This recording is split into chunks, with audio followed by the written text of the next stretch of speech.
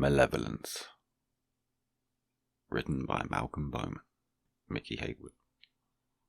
Internal Partridge House. Katie's bedroom. Night. Moonlight beams inside an empty, typical teenage girl's bedroom through half-open curtains. Muffled sobbing.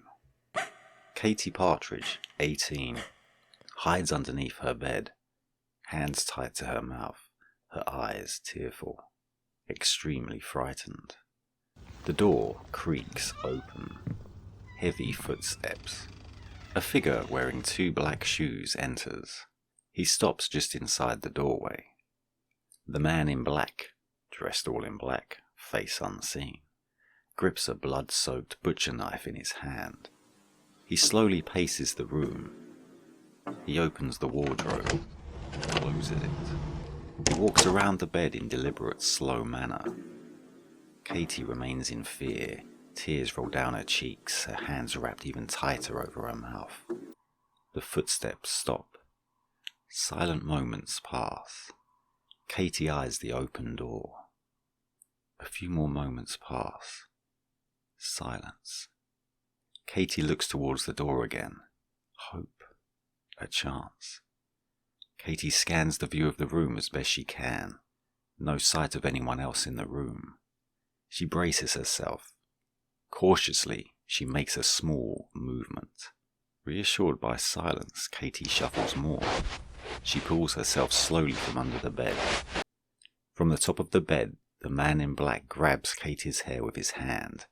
He cuts her throat. He releases her head, and it drops to the floor.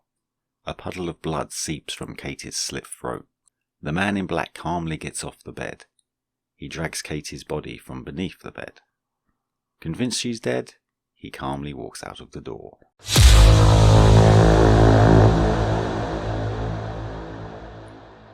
Internal Partridge House. Upstairs hallway.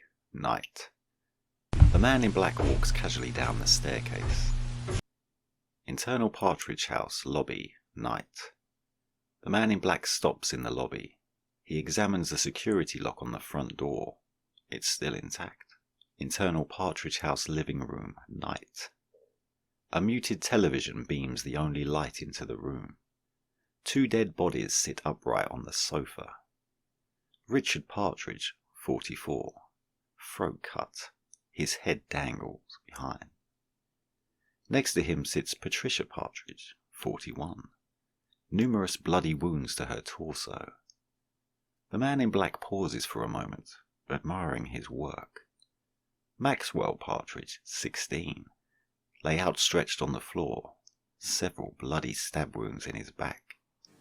The man in black walks calmly over Maxwell's corpse and into the kitchen. Internal Partridge House kitchen. Night. Another body, Stephen Todd, 21, stabbed multiple times. A large puddle of blood covers the kitchen floor. The man in black walks through the puddle with no concern and takes a seat near the kitchen table. The only light is from the living room television set. The man in black pulls a packet of cigarettes from his trousers pocket. He lights one. His lighter illuminates half his facial details. He's 20 to 25, shaven with black laid-back hair down to his neck. Normal-looking kind of guy. He smokes in relaxed fashion, admiring the dead body of Stephen Todd on the floor. He tips his cigarette ash into the puddle of blood. He takes out a mobile phone from his pocket, switches it on. The display light illuminates that the cover of the phone is feminine. Display clock reads 1913. The man in black flicks through the contact pages. Various names appear until home pops up on the screen. The man in black dials. The landline telephone rings in the living room. He lets it ring 3 times. Ends the call. He dials Dad. A cell phone rings out in the living room. He dials Mom. Same result. The man in black flicks through various names until he comes across Steve. Dials. A large harmonic ringtone. The man in black looks at Stephen's body. He giggles to himself. The man in black ends the call, places the cell back into his pocket. He leaves the house through the back door, closing it firmly on his way out. External residential back street, night. The man in black walks past a row of fenced-up back garden houses, leaving bloody footprints on the ground. A dog barks as he walks off into the distance. External Batchwood Street, night. Residential street packed with ambulances and police cars. Siren lights clash with the glow of orange street lamps. Media crews line up at the garden path of a particular house held back by a barrier of crime scene police tape. Curious neighbours gather round the area. External Kennedy's house, night. Two paramedics bring a zipped-up body bag from the front door.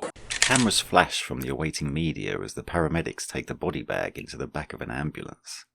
News reporter, Sandra Kingham, 35, tries in vain to quiz the paramedics as they return morbidly back to the house. Sandra Kingham, talking to camera. We have now just seen another body taken from the Kennedy house here down at Batchwood Street. That makes it 4 dead bodies. I repeat, 4 bodies have now been found in this grisly discovery. 2 police officers obstruct Sandra on their way towards the house. Sandra gives them a dirty look, quickly returning to her previous expression of grave concern. Sandra.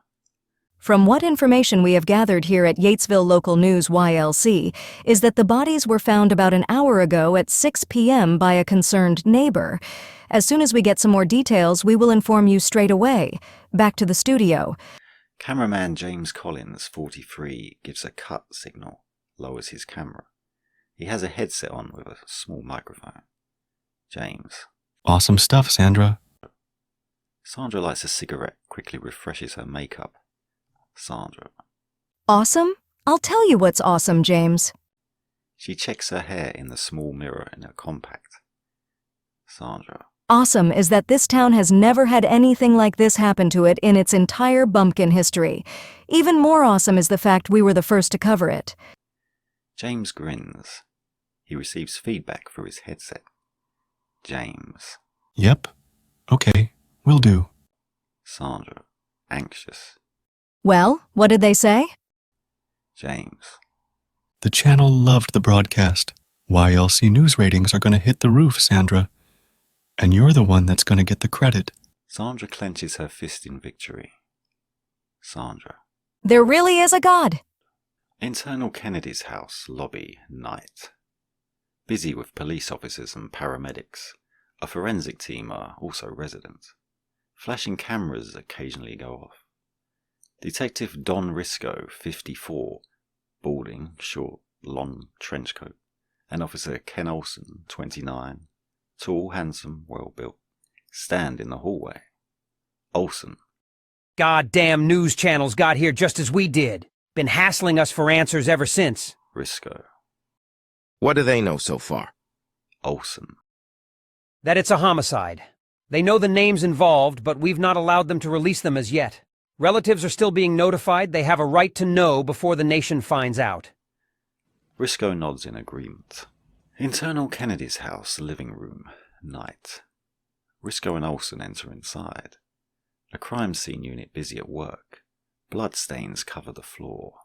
A male body lies flat on the floor, face up. His torso has multiple bloodstains on his shredded shirt. Olson. That's Richard Kennedy, 65 years old, father of the house. Apparently, he'd invited his daughter and her husband round for the day. Risco puts a hand to his chin and rubs it gingerly. Risco. Where's the daughter? Olson. Her body's been taken to the morgue. A few moments before you got here, Detective Risco. Risco takes a look around the living room, careful not to disturb the scene. Risco. How was the daughter killed? Olson. Rosemary Johnson was stabbed. In her back, multiple times. We're gonna need a coroner to be sure. Risco. Was her body found in here? Olson. In the kitchen, traces of blood indicate she might have been trying to get away to the back door but didn't make it. The son of a bitch got to her first. Risco walks into the kitchen where there are a few other members of the crime scene unit. Olson follows. Internal Kennedy's house, kitchen. Risco crouches, examines the kitchen floor. Blood marks surround it. He carefully walks to the open back door. Risco. The daughter, how old was she? Olson. 28, her husband, Timothy Johnson, His body was found upstairs in the spare bedroom. Risco. Let me take a stab at this one. He was butchered too, right? Risco walks over to the kitchen sink. Olsen. Correct. Risco grabs a cup and goes to turn the kitchen sink on. He's staggered to find a decapitated woman's head staring up at him from inside the basin.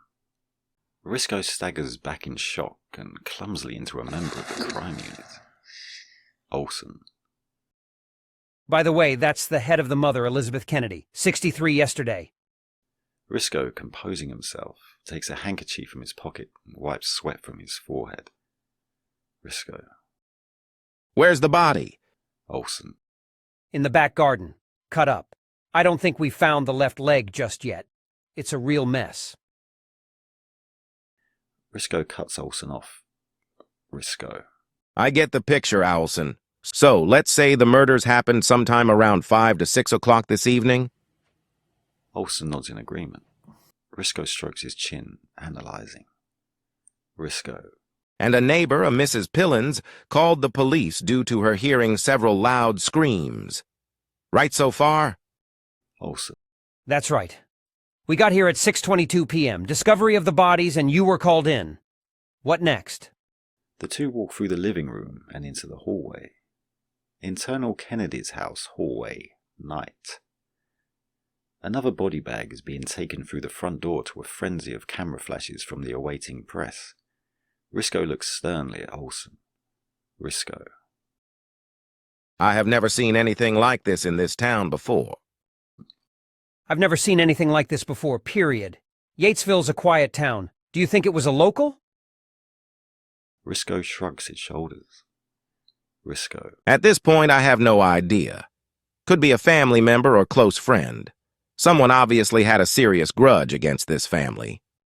Olsen. What do we do now? Risco. There's a killer on the loose, and they couldn't have got very far. Let's get people off the streets and behind closed doors for safety's sake. Risco and Olsen head to the front door. External Kennedy's house, night. Risco and Olsen walk down the garden path to a blaze of camera flashes and calls from various media that are restrained by other police officers and the yellow tape barrier that surrounds the house. As Risco and Olsen head to their vehicle, Sandra and James manage to get through and surprise them. Sandra. Detective Risco, can you confirm that the entire family that live in that house have all been murdered? Risco ignores her and gets inside the driver's side.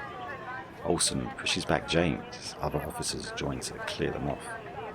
The YLC crew are pushed aside as Olsen joins Risco in the passenger seat of the car. Internal police car, night. Detective Risco.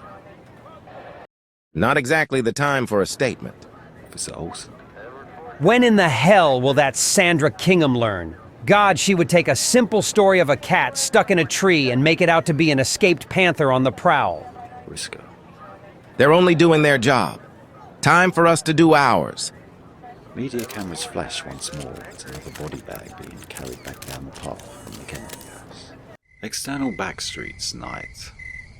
Some house back gardens have small fences, and most are open. A desolate pathway leads down the back streets. Street lights flicker, some out of action. The flickering lights give off an eerie orange glow.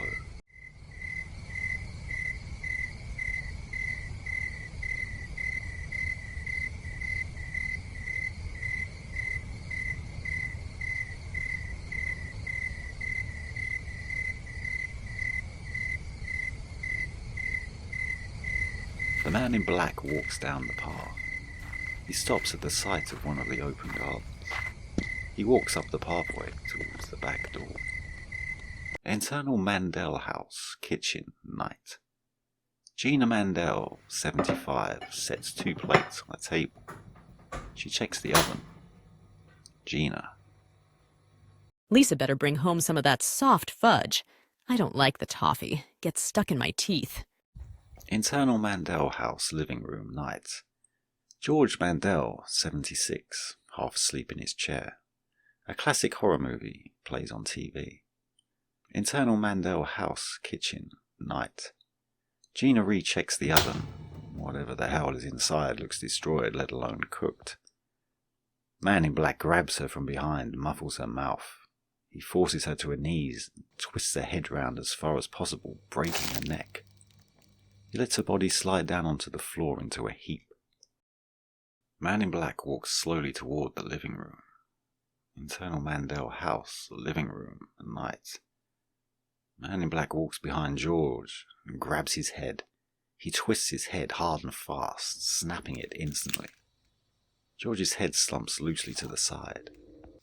Man in Black takes a seat beside George's dead body, places his arm around him. A buzzing sound. Man in Black pulls out the cell phone he stole from Katie. Text message. Hey, where are you? The Man in Black grins. He types a reply. Text message. Just killing time. He sends the message and giggles. He lights a cigarette and pats George on the shoulder as if he were consoling him. The cell vibrates in his hands. He's surprised, confused. He looks at the message. Text message. Well, you still coming or what? He stares at the message for a moment. It looks questionably for guidance from George. He types a reply. Text message. Where to? Internal Westlake house, bedroom, night. The room is very much like a typical teenage girl's bedroom. A music station plays on a small television set. Christy Westlake, 18, lie on her bed with a mobile phone in her hand. She looks at the message that has just been sent to her. Text message. Where to? Christy makes a confused expression before dialing on her phone in response. Internal Mandel house, living room. The Man in Black remains sitting next to George, his arm around his shoulder as if consoling him. The mobile phone vibrates in the Man in Black's hand. The ringtone shatters the silence. The Man in Black looks at the display screen. It's an incoming call from Christy. The Man in Black lets the phone ring, before placing it to his ear and answering the call. Intercut Westlake bedroom, Mandel house, living room. Man in Black, husky.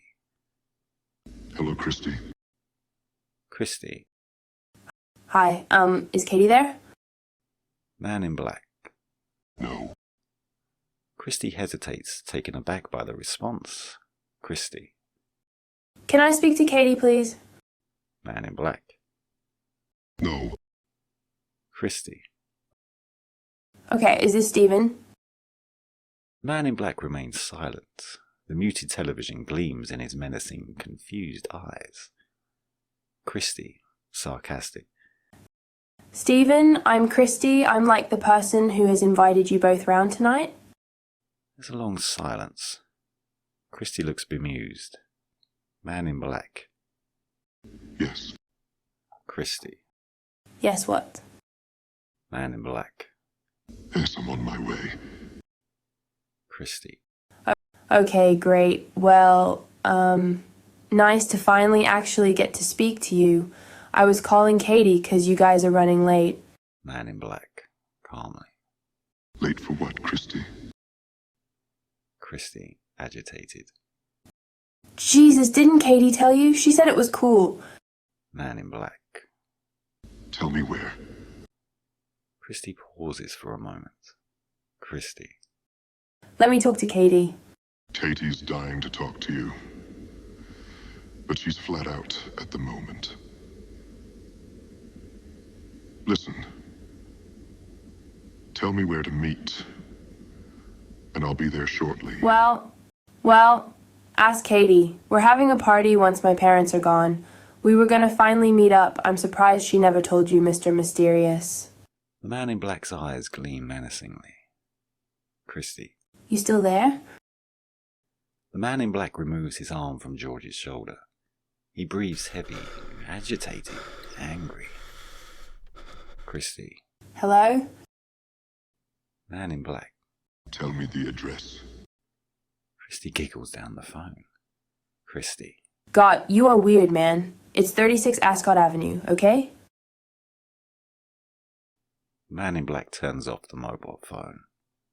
End intercut. Internal Westlake house, bedroom. Christy, stunned, removes her mobile from her ear and places it on her bed. She looks worried. Christy looks to her door. Jack Westlake, 40, pokes his head inside the door. Christy. Oh God, Dad, you scared me. Jack. Sorry, honey. I did knock. Christy regains her composure. Christy. It's okay, I was just on the phone. Jack smiles warmly. Jack. What a surprise. You're going to cost me my living on that damn thing. Christy smiles back, trying to reassure her dad she's okay. Jack. Now, we're only going to be out for a few hours. It's our anniversary, so the last thing I want when I get back is some pothead smoking whatever it is they smoke these days sitting in my living room. Understand, young lady? Christy looks at Jack with a deadpan expression. She's heard this before. Christy. Sorry to break the mold, Dad, but I'm really not into the drug scene just yet. Jack. As long as you keep that attitude, I will always sleep safe and sound. He leaves the room and closes the door behind him. Christy mockingly rolls her eyes and falls playfully back on her bed, as if she's had enough already. External Yatesville Police Station, night. A small station, typical for a small suburban community. Internal Yatesville Police Station, Risco's office, night. Risco sits at his desk, a paper cup of coffee in his hand as he strokes his chin with his other, looking deep in thought. Olsen stands opposite. Olsen. We've got the chopper out and YLC are going to run the story. Good. Olsen. Are you sure that's the best thing to do? People are going to be scared to go outside. It could create panic. Risco takes a big sip of his coffee before crushing the empty cup and tossing it into a nearby bin. Risco, matter-of-factly. If it prevents people from going outside, we've achieved our aim. Olsen. What I meant was, we could be looking at people being overprotective, paranoid. Risco sits back in his chair and strokes his chin once again. Olsen. It could create a bigger problem. Maybe we're being oversensitive, Don. Maybe keeping a lid on it. Risco. 4 bodies found in Yatesville, and you think I'm being oversensitive? Stands up and straightens his tie. Olsen. Next move? Next move is to get a bunch of officers round as many houses as we can to explain what is going on. Olsen, questionably. House to house? Risco stares at him sternly. Olsen. Right, you got it. Risco. Then I'm going to have to explain to the captain what we have done and how we plan to proceed. Olsen. The captain's away, Don. He won't be back until Monday. Risco makes a move for the door, carrying his trench coat over his arm. He nods for Olsen to follow him. Risco. Once he turns on the news, make no mistake, he'll be back. External Ascot Avenue, Westlake House, night. Christy stands at the front door, cheerfully waving goodbye to her mum and dad. Jack Westlake sits in his car. His wife, Hannah Westlake, 38, sits in the passenger seat. Hannah talks to Christy through the roll-down window. Hannah. Okay, Chris, you've got the number to call if you need to contact us, okay? Christy nods and gives a smile. Christy. I've got it, Mum, for the 100th time. Just go out and enjoy yourselves. Hannah. Okay, hon, we won't be late. Hannah rolls the window up and waves to Christy as the car reverses from the driveway and onto the road. Christy remains at the door until the car drives off down the street. She breathes a sigh of relief. Christy takes a quick look around the street before going inside, closing the door. Internal Westlake House, hallway, night. Christy stands in the hallway, alone. Although she's wanted the house to herself, she's a little bit spooked by the sudden emptiness and silence. Silence apart from a grandfather clock, based against the staircase and next to a basement door, rhythmically ticks. The hallway extends all the way down to the kitchen and to the back door, which is shut. To the immediate left of the hallway, there is a doorway leading to the living room. Christy makes a false cough as if to compose herself and walks into the living room. Internal Westlake House, living room, night. Christy walks in and sits down on the settee. There is another single chair which is just in front of the living room window. The curtains are drawn. Magazines and a remote control sit on top of a coffee table in the centre of the room. The television is turned off. At the top of the living room, nearby another large window with drawn curtains, is a large dinner table with 6 chairs surrounding it. A doorway leads into the kitchen itself, and the lights are off. Christy nettles herself into the settee, trying to adjust her nerves. A creaking noise from the kitchen. Christy, anxious, looks at the doorway leading to the kitchen. A faint creak from upstairs. Christy, to herself. Get a grip, girl. Christy grabs the remote from the table, switches on the television. She switches it to MTV. A random musician plays, or more likely, some kind of reality television show. Christy turns the volume up a little bit louder than it's currently set, takes a seat on a single chair, huddling up with her legs crossed. Christy looks anxious. She keeps peeking at the doorway leading into the kitchen. Christy takes her mobile phone, and before she can do anything with it, realizes the battery is running low. Phone display. Battery 1%. Christy sighs. She places the phone on the table. She heads to where the television is. Her phone makes a beeping sound and cuts out. She kneels down and grabs a phone charger from behind the television, where a bunch of plugs are connected into a multi-plug adapter. She pulls out a wire and connects it into her phone. Christy leaves her phone by the television set and gets back to her seat. Internal Westlake House, Christy's bedroom, night. POV. Climbing through an open window, managing to land onto the floor gently, looking around slowly in the darkness. The door of Christy's room is open. Light from the hallway makes the objects in her room more clear. Moving slowly forward towards the door. Internal Westlake House, living room, night.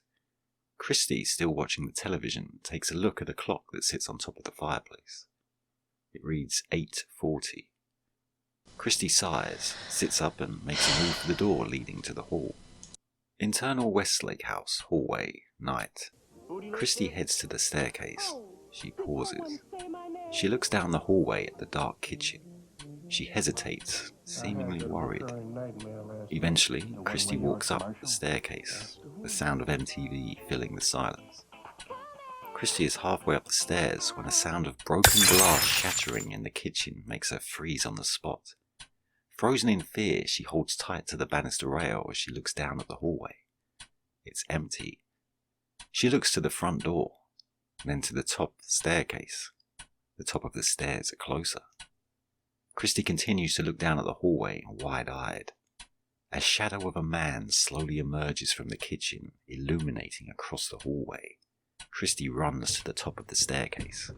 Internal Westlake House, upstairs hallway, night. Christy dashes towards her bedroom. She stops in horror. A tall figure stands in the doorway. Christy screams. She turns back, runs towards the bathroom. Internal Westlake House, bathroom, night. Christy rushes inside. She slams the door shut. She locks it. Christy, panic-stricken, looks around the bathroom, searching for something to protect her. Toothbrushes, toothpaste, deodorant cans. Christy grabs a can and removes the lid before pointing it at the door in an aiming pose. Christy, tearfully. Oh, God. A knock on the door. Christy tenses up, kneels down, keeping the deodorant spray can aimed high at the door. The door handle moves. A shove against the door. A muffled voice. Male voice, off screen. What the hell are you doing? Christy suddenly relaxes for a second. Male voice, off screen. Christy? Christy keeps the deodorant can aimed at the door, but she's not as scared as she was. She's confused, growing angry. Christy. Ben? Male voice, off screen. Ben? Yes, it's me, Ben. Chris. I'm sorry I scared you, okay? It was a dumb joke. Please. Christy jumps up from her position and unlocks the door. She opens it. Standing at the doorway is Ben Stewart, 19. A tall guy and of muscular build. Ben gives off an expression of feeling extremely stupid. Ben. Sorry? Christy's seething. Christy. You stupid prick. Ben holds his hands up apologetically. Ben. I'm sorry, okay? I was just fooling around. Christy. Use some of this. Christy shoves the can of deodorant into Ben's chest before storming off into her room. External Batchwood Street, night. Busy with people, all seemingly queuing up in rows as the Westlake's car comes into a stop amongst a jam of vehicles. The familiar sight of flickering blue and red police lights serenade the scene. A helicopter can be heard above. A roadblock has been formed further down the road. Internal Westlake car, night. Jack and Hannah look on surprised. Hannah. I told you we should have taken the other road. Jack frowns at Hannah with a cynical glare. Jack. No shit. The cars ahead of the Westlakes turn back and drive off as police officers head to each car, giving them instructions. Hannah.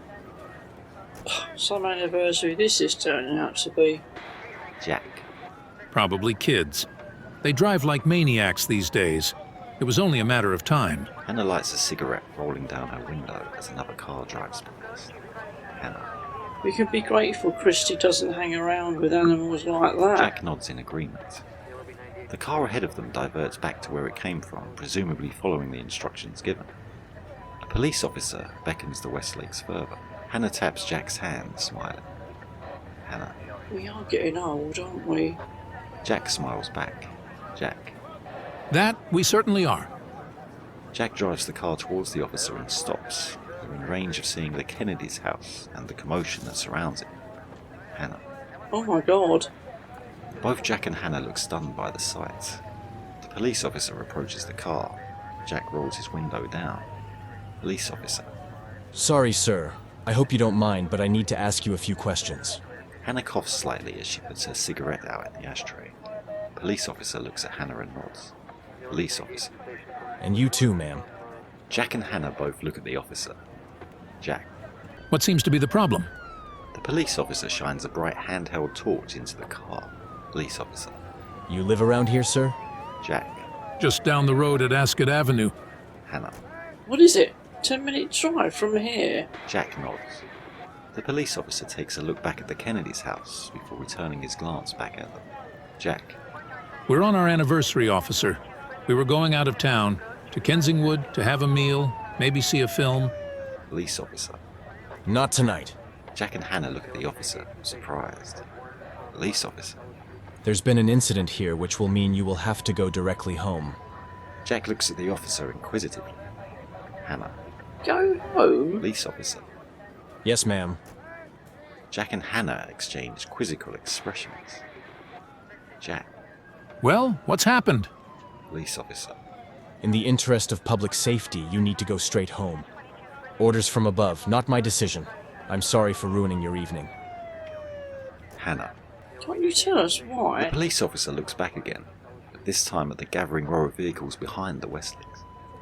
The police officer returns his head in a little further inside the Westlake's door window. Police officer, softly. There's been a murder. Jack and Hannah look open-mouthed in shock. Jack.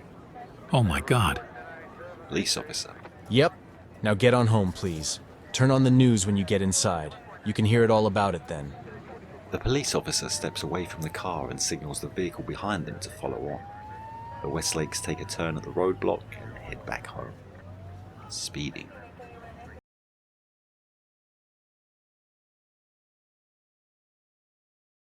Internal Westlake house, living room, night. Christy sits on the single chair. Ben lazes across the settee. MTV plays from the television. Despite the god-awful music, there's an awkward atmosphere between the two. Ben. Look, Chris. Christy looks at Ben once, a sharp glare, before returning her fed-up gaze at the television set. Ben. I'm an idiot, okay? Look, I was out of line to do that, but I thought it would be funny. Christy sits up and faces Ben. Christy. Funny. Breaking in my house and scaring me to death. That's funny to you, Ben? Ben takes out a cigarette and then offers one to Christy. She reluctantly accepts. Christy. Psycho boyfriend. Ben laughs before Christy shoots him with another glance that quickly silences him. Ben passes a lighter to Christy, which she keeps in her pocket. A few more moments pass as the two idly watch the television. Christy. So, how did you get up into my room anyway? Ben, tipping his ash onto a table coaster, looks at Christy, relieved she seems to be talking to him again. Ben. You left the ladder outside your window, numbskull. It should be pretty obvious. Christy, shouting. Ben! Ben falls back to the settee. His cigarette falls and lands on one of the settee's pouches. Ben picks it up quick, not before it leaves a scalding burn. Christy stands up, infuriated. Christy. My god, what is wrong with you? Get a frickin' ashtray. Ben stands up and heads off into the kitchen. The kitchen light springs on. Ben, off screen. Okay, some party this is turning out to be. Christy sits back on the chair and, realising she doesn't have an ashtray, tips her cigarette ash on the table coaster. Christy. You made a real mess of my mum's table, Ben. No answer. Christy looks back at the television set. She takes the remote and switches the channel. Ben calls out from the kitchen. Ben, off screen. So where is Katie and her new boyfriend? Christy gazes at the television set. Christy. I don't know. I talked to him though. Ben walks through the doorway to the kitchen and enters the living room, a can of beer in his hand, an ashtray in his other. Ben takes a seat on the settee. Christy looks at Ben, amazed.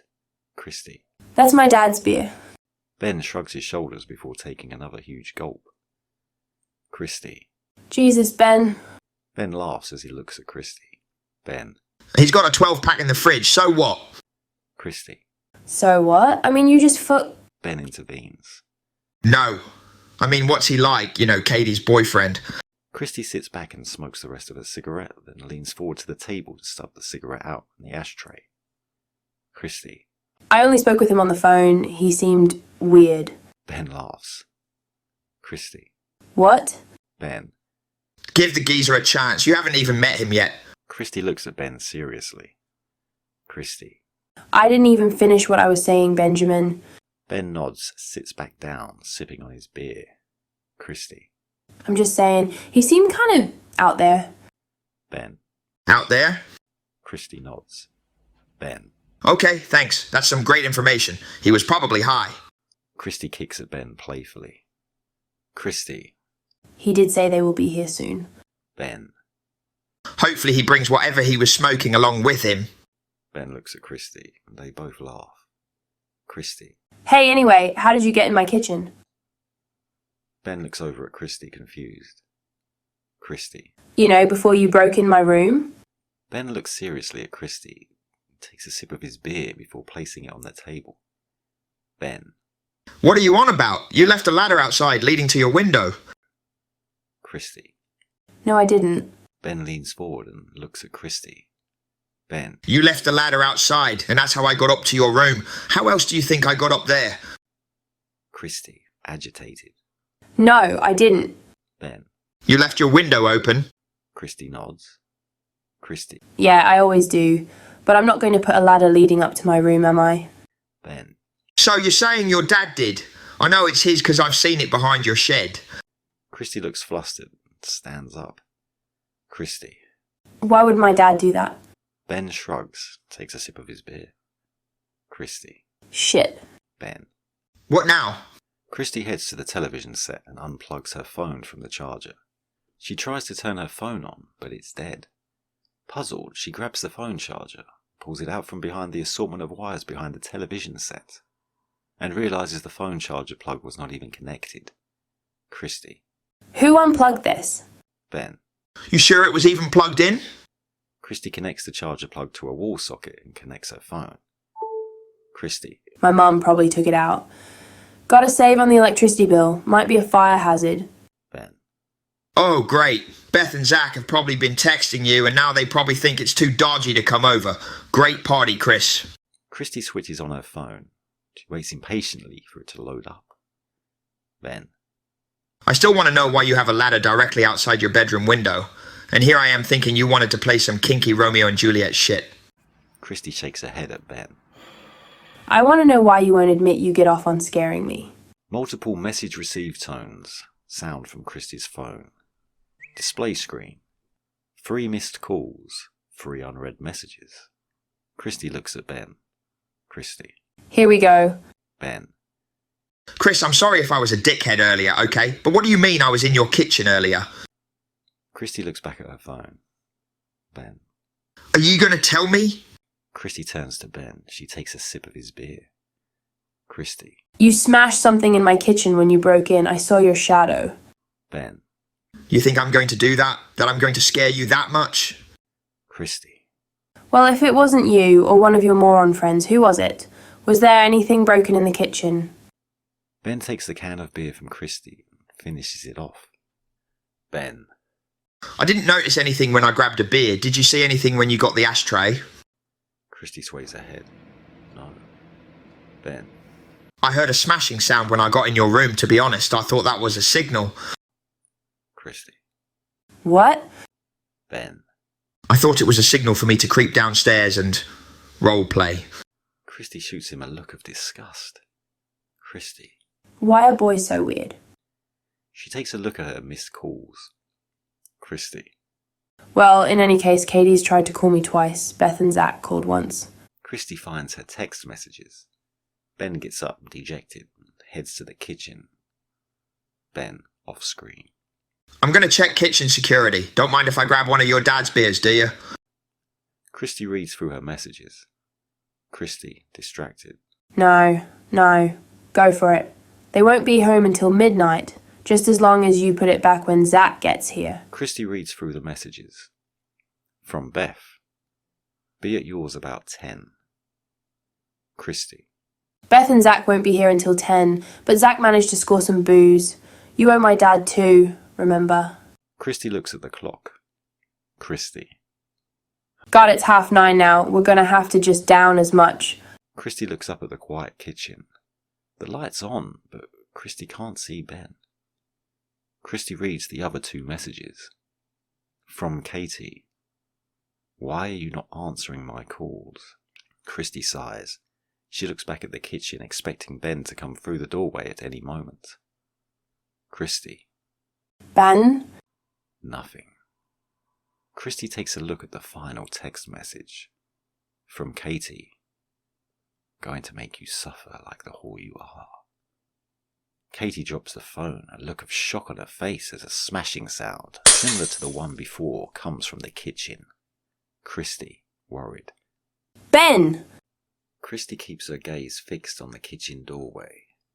Christy, angrily.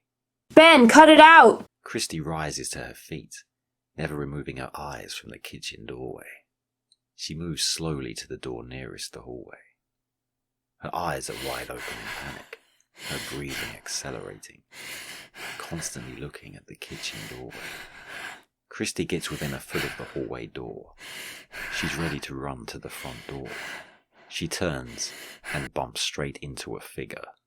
Christy falls back. She looks up in fear. The man in black, face half concealed in darkness, stands at the hallway door, his menacing eyes gleaming down at her. External Boundings Road, night. The street is desolate. A helicopter can be heard from above. A police car drives slowly from the top of the street. Internal police car, night. Olsen drives. Briscoe sits in the passenger seat, anxiously looking out of the window. Olsen. Looks like we've got Boundings Road sealed up tight. Briscoe. I'll be happier when I see a roadblock set up. Olsen. It's gonna take time and manpower to set up roadblocks across the entire town. At least it looks like people have been watching the news, staying off the street. The police car makes a turn and drives through another street lined with houses. Olsen. You know, whoever did this could be miles away by now. Briscoe. Let's hope so for the sake of our community. On the other hand, we risk passing responsibility to somewhere else. Olsen. Christ, Don, we're not responsible for this. We don't even know if this nutball was just passing through and decided to go ape shit. Briscoe burrows his head in his hand for a moment. Olsen. Did you speak with the captain? Briscoe. I got him on his phone. He was eating at a restaurant. Olsen. What did he say? Briscoe. Food was bad. Olsen looks at Briscoe, not impressed with his remark. A police van stops at the top of the road. Olsen. That's the guys now. External Boundings Road, night. Olsen drives their car to the top of the street and pulls up alongside the police van. 2 police officers await them. Olsen and Risco get out of the car. They walk over to greet them. Risco. Listen, I want you two to set up a roadblock. Seal this entire area. One of the police officers nods and heads to the boot of his van. Risco speaks to the other officer. Risco. Stop anyone that drives up here. I want you asking them where they live, why they are here, who they are. ID, insurance, the lot. Olsen heads to the back of the car to help out with the other officer, who has pulled 2 large traffic cones from the back of the van.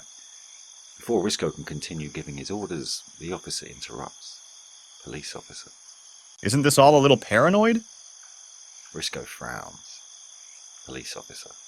I mean, detective, you're setting up a roadblock on practically every street in Yatesville. Is that even legal? Risco. If you'd seen what I have tonight, you wouldn't even ask. The radio in Olsen's police car crackles to life. Olsen dashes towards the car and jumps inside. Risco to the police officer. Just do it. Officer. Anything you say, detective. Risco walks back to the police car. Internal police car, night. Risco slides into the passenger seat as Olsen replaces the radio receiver. Risco. So are you the bringer of good or bad news? Olsen. That was HQ. We've got an old lady reporting her concern over her neighbors. Not too far from here. Risco. Details. Olsen. Apparently she's worried about the fact their back door is wide open and she hasn't heard a thing from them all night. She is concerned because she just watched the news and there is apparently a killer on the loose. Risco. Let's check it out. Olsen starts the engine and drives the police car back down the street that they just came from. Risco. It could be nothing. We have to expect people watching the news to be a little paranoid. Risco lights a cigarette. Olsen. I remember saying something similar. Risco. Hearing that news of a killer is on the loose in Yatesville is like being a kid and walking into Santa's grotto, only to find him smoking crack and molesting prostitutes. It's unusual and pretty damn heartbreaking. Olsen. You have an interesting way with words, Don. Risco ignores the comment. External Ascot Avenue, Westlake House, night. The Westlake's car heads into the driveway. The car parks. Jack and Hannah get out of the car. They head to the house front door. There seems to be no lights on. Hannah. It's not even 10 yet. Do you think Christy's having an early night? Jack looks at Hannah, his eyebrow raised in fatherly suspicion as he fiddles with the door keys. Jack. I hope so. The door opens. Darkness awaits. Internal Westlake House, hallway, night. The hallway is pitch black darkness. Jack and Hannah walk inside, closing the door behind them. Jack and Hannah fumble, taking their coats off. Hannah searches for the light switch. She could have left the light on for us. Hannah's hand eventually finds the switch and the hallway lights turn on. Jack heads straight for the kitchen. Jack. I know what we need, a nice glass of wine. Hannah chains the lock on the front door and then walks up one of the steps of the staircase. Hannah. A glass? How about a bottle? Jack laughs.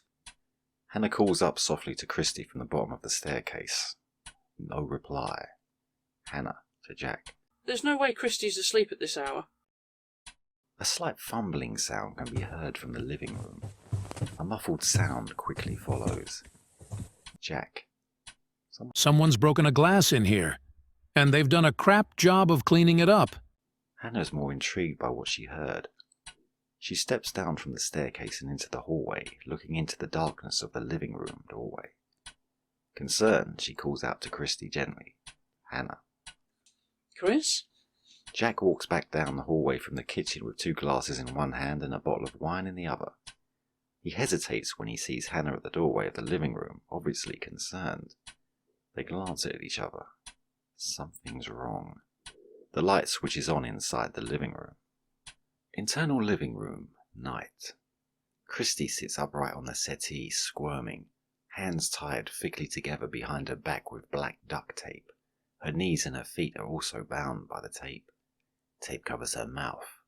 Tears drip from her mascara-smudged eyes down her reddened cheeks. Her wide, bloodshot eyes look up at Hannah and Jack, trying to warn them. At the end of the settee sits Ben. He, too, is tied in the same way.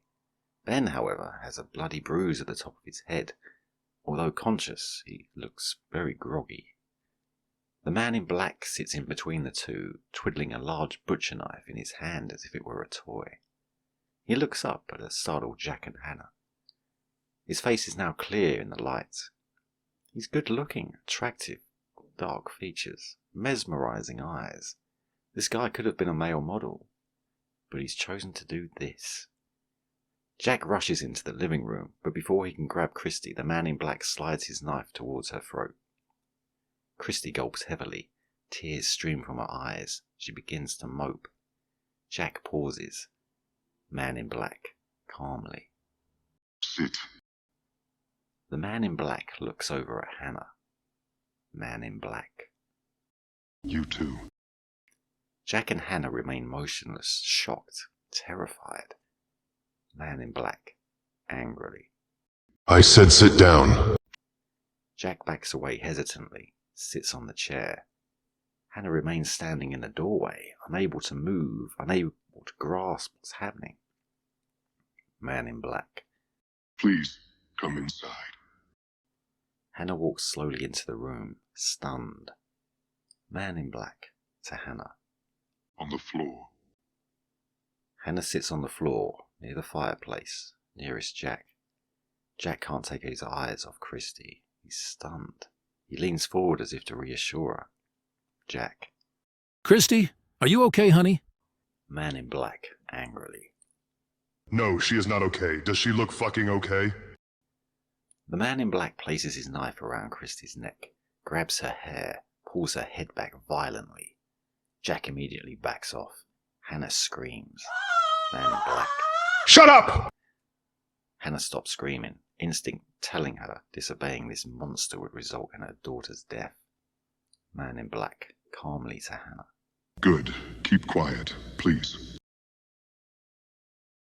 Man in black traces his knife across Christy's gulping, trembling throat. Hannah, tears rolling from her eyes, gasps open-mouthed. She looks at Jack. Do something. Jack. Look, whatever you want, money, please. Take whatever you want, just please don't hurt my daughter. The man in black looks at Jack, his eyes protruding a dark, intense stare. He cocks his head to one side, looks questionably at Jack.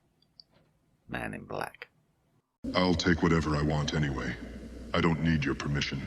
Jack tries to keep this crazy guy as stable as possible. Jack. Of course, absolutely. You take whatever you want.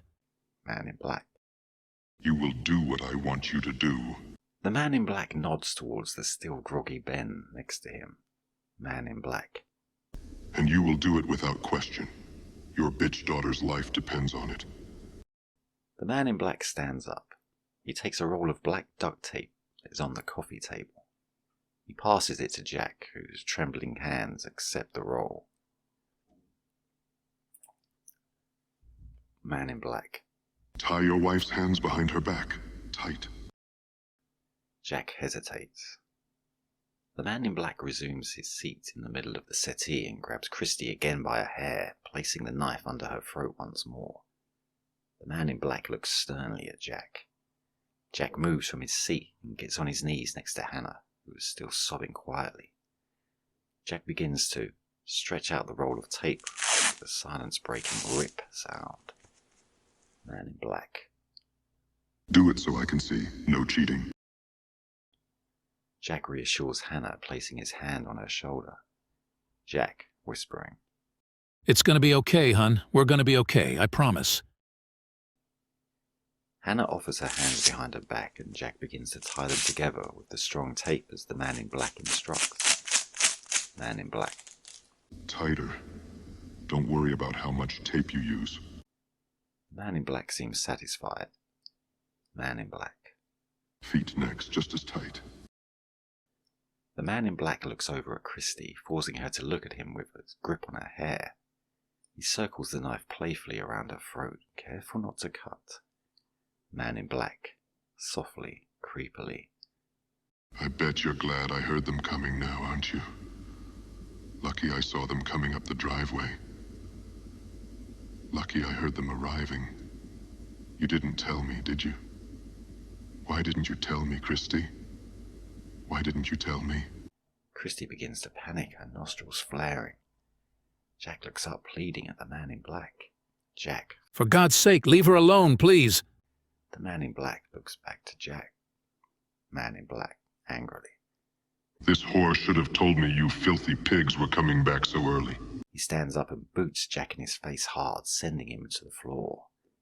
Hannah, her feet and hands tied, looks around and screams.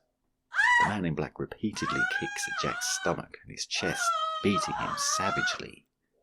Jack drifts half-conscious. Hannah screams delirious. The man in black places his knife on the coffee table. He grabs Hannah by her hair. Christy looks on in horror, but also at the knife. Ben, next to her, stirs awake. The man in black punches Hannah in her face hard and she falls to the floor knocked out, her nose red and bleeding. The man in black looks at Christy, noticing how she was looking at the blade. Man in black. I'll deal with you in a minute. The man in black grabs the roll of tape and begins to strap a roll around Hannah's mouth.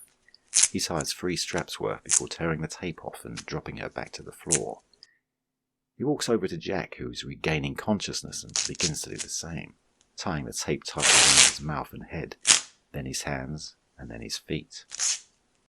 The man in black drags Jack to the chair. He props him up. The man in black grabs the knife from the table. He looks at Christy menacingly. Man in black. You should have told me your parents were coming home early. Why didn't you tell me? Why? Christy struggles on the settee, but her movements are restricted to squirming. She looks on, terrified. Ben, next to her, regains full consciousness. He realizes the situation. He struggles to break free. The man in black approaches Christy. Laughter can be heard. The man in black pauses. He stops to listen. The laughter, a little girl's giggle, is coming from outside, round the back. A loud knock on the back door. The man in black looks confused for a moment. He pauses, stares at something only he can see. He snaps back to reality. He realizes who it could be. He snarls back at Christy. Man in black. Looks like your house guests have arrived, Christy. External Westlake house, back garden, night. The backyard has a small-sized garden, a shed with a pebble-stone pathway that leads to the back door of the house. There's no fence or barrier from the back streets connected, so it's easy to walk into. Beth Rawling, 17, and Zach Cambridge, also 17, are waiting at the back door. Zach has a carrier bag with him, weighed down with bottles. Beth is smoking a cigarette and looks freezing cold. Beth. God's sake, Chris, hurry up! Beth knocks again on the door a couple of times. Zach. Chill out, Beth.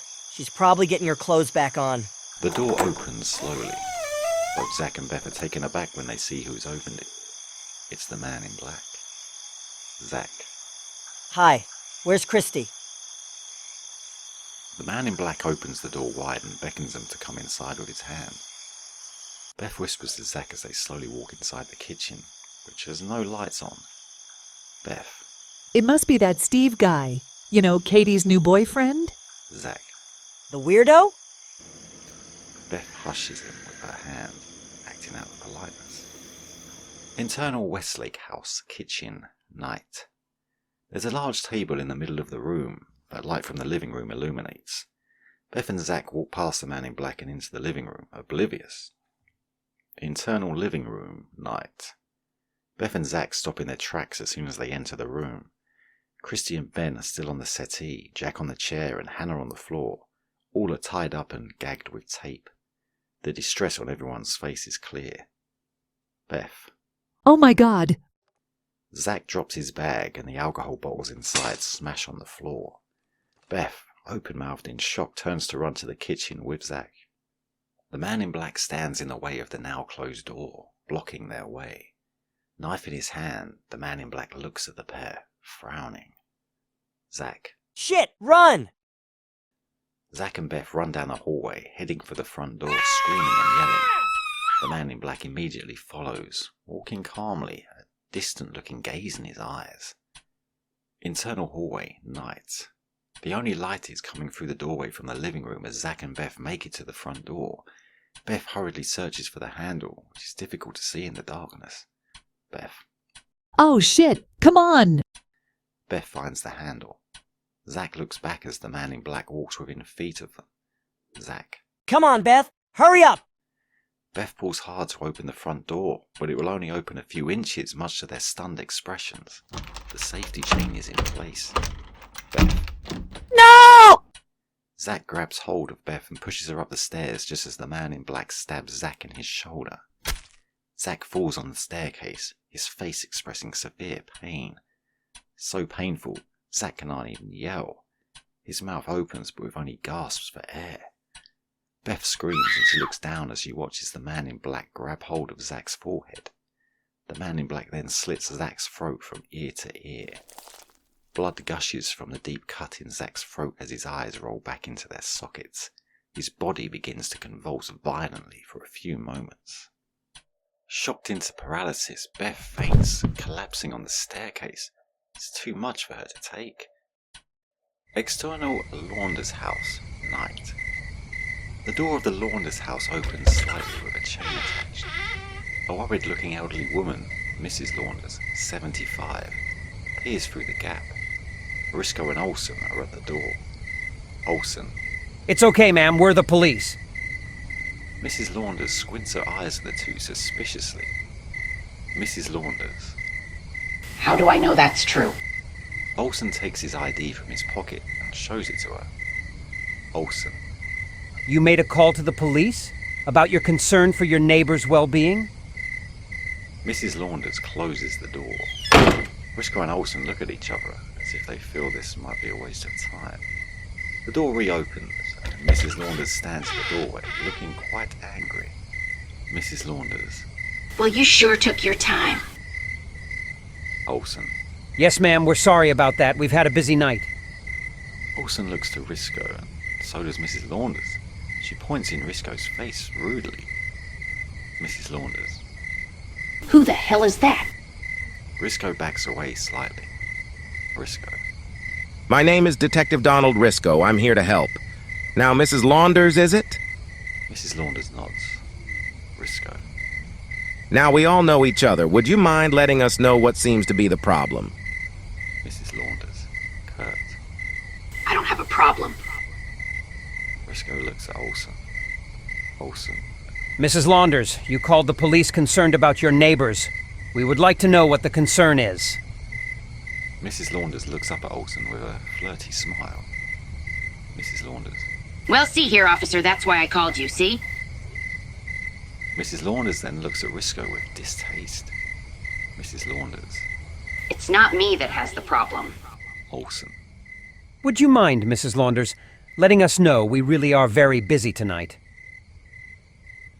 Mrs. Launders. Well, next door, the Partridges, they left their back door open, and I haven't heard a noise from them all night. Olsen nods. Olsen. Go on, Mrs. Launders. Mrs. Launders. Well, I'm not one to begrudge anyone's fun, but usually they make a lot of noise. What with the television they have and all. Risco takes a look over at the Partridge house. Risco. This is the one, Mrs. Launders? Mrs. Launders nods. Mrs. Launders. That's the one. What with the news of this maniac out there somewhere, I felt it right I called the police. Olsen. Have you tried to contact them at all? Mrs. Launders. That's your job, sonny boy, not mine. It's up to you and that Columbo wannabe guy you got working with you. Olsen. Okay. Thank you, Mrs. Launders. We're grateful for you looking out for your neighbors. Is there anything else we can do for you? Mrs. Launders. Well, yes. You can catch the maniac that's out there. But I doubt that's possible if the rest of the police are as slow as you two. Mrs. Launders closes the door, leaving Olsen stunned. Risco walks over to the Partridge house. Risco. I think she likes you. Olsen follows to the Partridge house where Risco knocks on the door. Olsen. I think she took a shine to you personally. Risco knocks on the door again. No answer. Olsen peeks through the window. Olsen. Lights are off, but I can make out the TV's on. Risco. Let's take a look round the back. External back streets, night. Risco and Olsen walk cautiously to the back garden of the Partridge House. External back streets, night. Risco and Olsen walk cautiously to the back garden of the Partridge House. External Partridge House, back of house, night. Risco and Olsen walk up the path leading to the wide open back door, the wind gently rocking it back and forth. Olsen, disgust. That smell. Olsen stops in his tracks. There's something on the path. Risco. I smell it. Risco looks down at the path. They're both walking in a pathway of blood. Risco. Now I see it.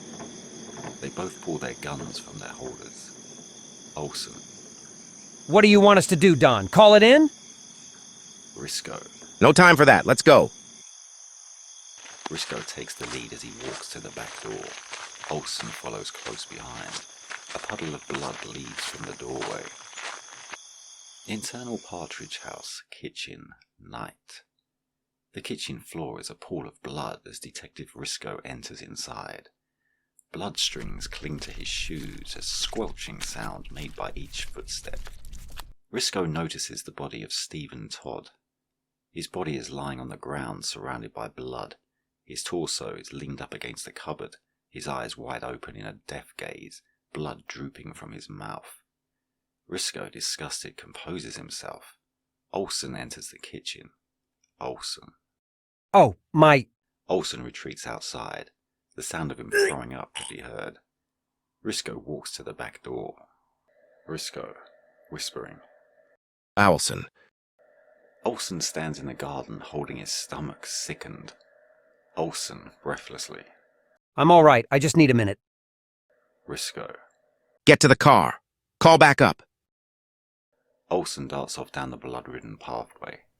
Risco heads back inside the house. He walks towards the doorway leading to the living room. He pauses. Risco. Holy Mother of God. Internal Partridge House, living room, night. The living room is illuminated by the muted television set. A news channel reports on the Yatesville murders.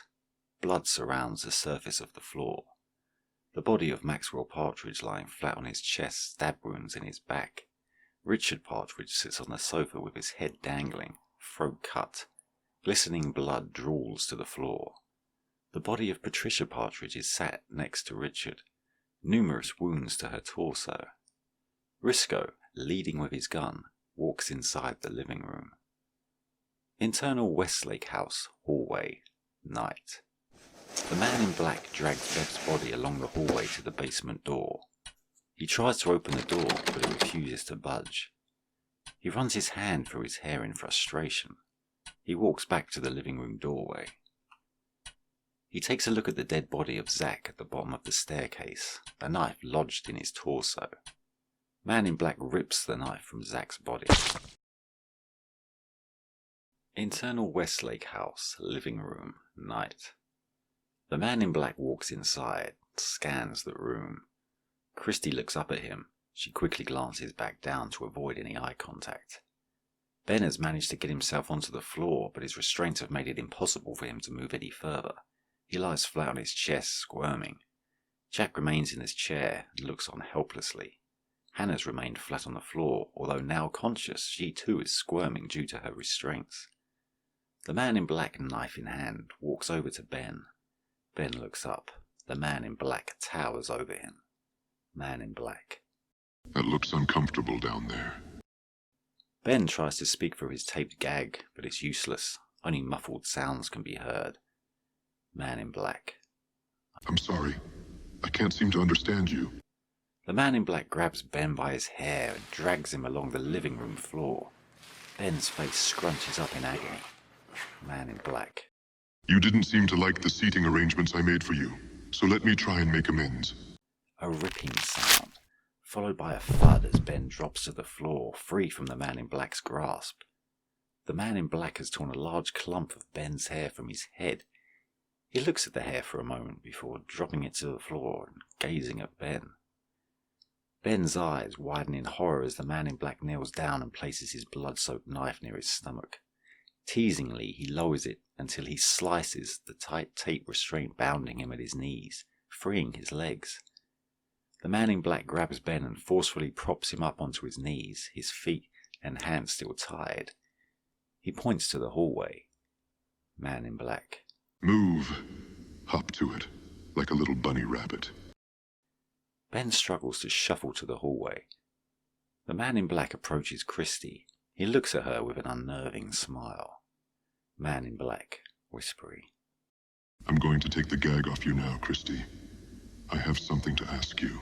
Christy looks up, her eyes bloodshot red from her tears. Man in black, calmly. But should you scream or wail like a child, then I will have to cut you up to shut you up. Not if you understand. Christy nods her head. The man in black picks up the taped gag and peels a little so he can get a firm grip. Man in black. This will hurt. Christy closes her eyes tightly in expectation of pain. The man in black rips the tape off in one quick swoop, making Christy's eyes water even more. Her lips are slightly cut and bleeding from the ferocity of the tape gag's removal. She chokes before taking much-needed deep breaths of air. Man in black. Now, Christy. Christy, rolling her lips inside her mouth to numb the pain, looks up. Man in black. Where's the key to the basement? Christy. There isn't a key. Smack. The man in black slaps Christy's hard face enough to make her teeth chatter, reducing her to tears. Jack and Hannah's muffled protests grow louder in the background. The man in black grabs Christy's hair and forces her to look up at him. He stares down menacingly at her. Man in black. I will not ask again. He looks over at Jack, tauntingly twiddling the knife in his hand. Man in black. Maybe Daddy here will be more cooperative, which means I have no further use for you, Christy. Christy, pleading. I'm telling you the truth. There's a latch on the door, that's all. There's no key, I swear. The man in black lets go of Christy's hair and pushes her away. He walks to the hall doorway. Ben is just about to shuffle himself reluctantly through. The man in black kicks Ben in his back, sending him falling face first onto the increasingly blood-soaked carpet. Internal Westlake House hallway, night. The man in black walks to the basement door. He searches for a latch. Surprised, he finds there is one right near the doorknob. The latch is released with a click. The man in black pulls the creaking door open slightly. He grins. Internal Westlake House, living room, night. Christy looks at Jack and then at Hannah. Christy whispers. What do I do? Jack, keeping his eye on the doorway, looks at Christy with fear in his eyes. He shakes his head, clueless. Christy. Scream? Jack expresses that he can't make out what she said. Christy mouths the words slower and a little louder. Christy. Should I scream? Jack shakes his head in furious disapproval. Man in black, off screen. No talking, Christy. Last warning. Christy sighs, frustrated. Eternal Westlake House, hallway, night. The man in black opens the basement door wide open. He looks inside. A staircase leads down into darkness.